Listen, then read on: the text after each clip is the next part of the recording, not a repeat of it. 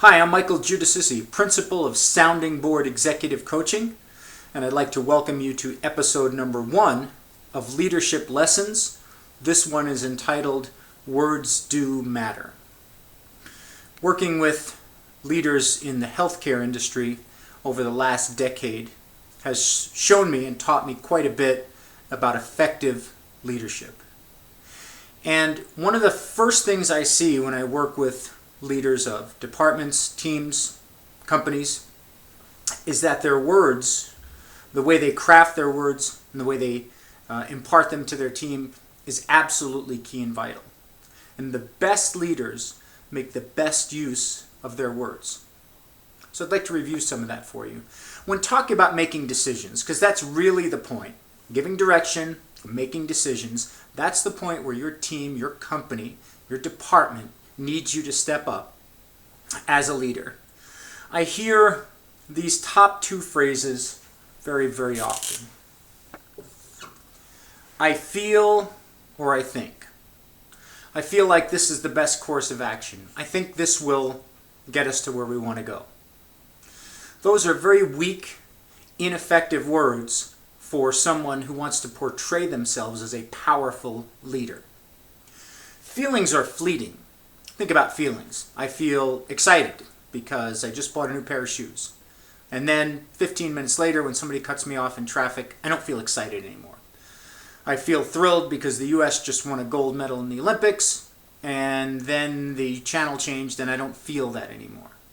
So leaders who portray their decisions based on feelings are not getting across a powerful, believable message that their teams can follow.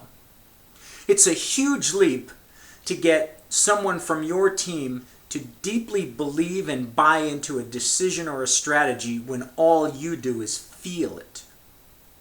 You understand what I said? For them to buy in or believe in a strategy is going to be tough if you just feel it. Now, if you really do simply feel it, let's be honest. If it's just a feeling, well, I feel like this is the right way to go, I really have no idea, then you should present it that way. You should present it as a leader that doesn't have an answer, doesn't have all the resources, so has to make some decision, and the best one you can make is based on feeling. A tiny percentage of your decisions and the way you communicate them to your team should be made based on feelings, if not 0%.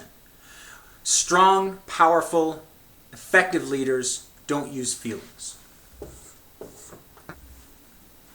I think this will work. I think it's a good idea. I think we'll do okay by taking this direction. Thinking is better than feeling. At least some thought, some process has gone into it, but it's sure not great. I think, but I might be wrong.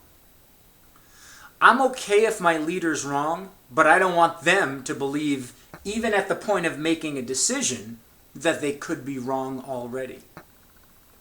And so I think this is the right decision. I think this is the right way to go. Imparts the connotation that I'm not really sure. I'm not really sure this is the right thing to do. It might be. There's a good chance that it could be, but I'm not sure. Think about the message to your team. Think about your direct reports having to take your decision, your plan of action, and make that into a strategy and execute on it, and how deeply they're going to hold that decision of yours if you only think it's the right one. Not an effective leadership strategy, not an effective leadership communication. I like all of my leaders that I work with to take these 2 out of their vocabulary as it relates to communicating with their team.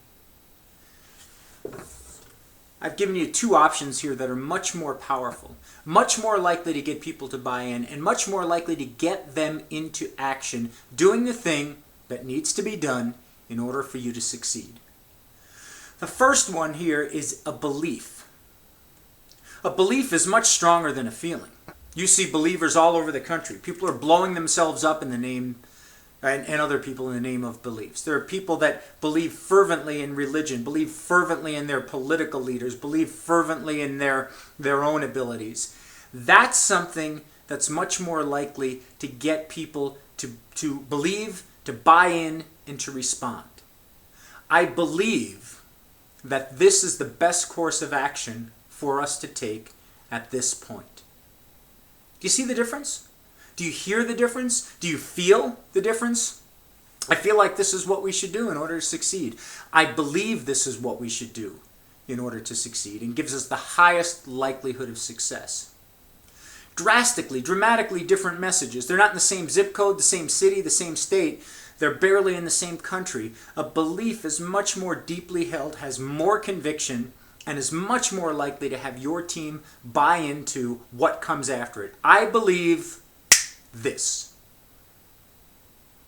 We want to follow people that have deeply held beliefs because they have our livelihood in their hands. My leader holds my livelihood in their hands. If they make bad decisions and I follow them, then I inherit the results of those bad decisions. So belief is much stronger than thinking or feeling. And finally, I'm confident. I'm confident this strategy will get us to where we need to go this quarter. And this is what we are going to do. Contrast the message. I feel like we should do this because it gives us a good chance to reach our goal. I'm confident we're going to do this and we are going to achieve our goal. Again, hugely different. We're on different continents now. When it comes to leadership communication to a team that you need to execute on something. Confidence. I personally, as your leader, am confident.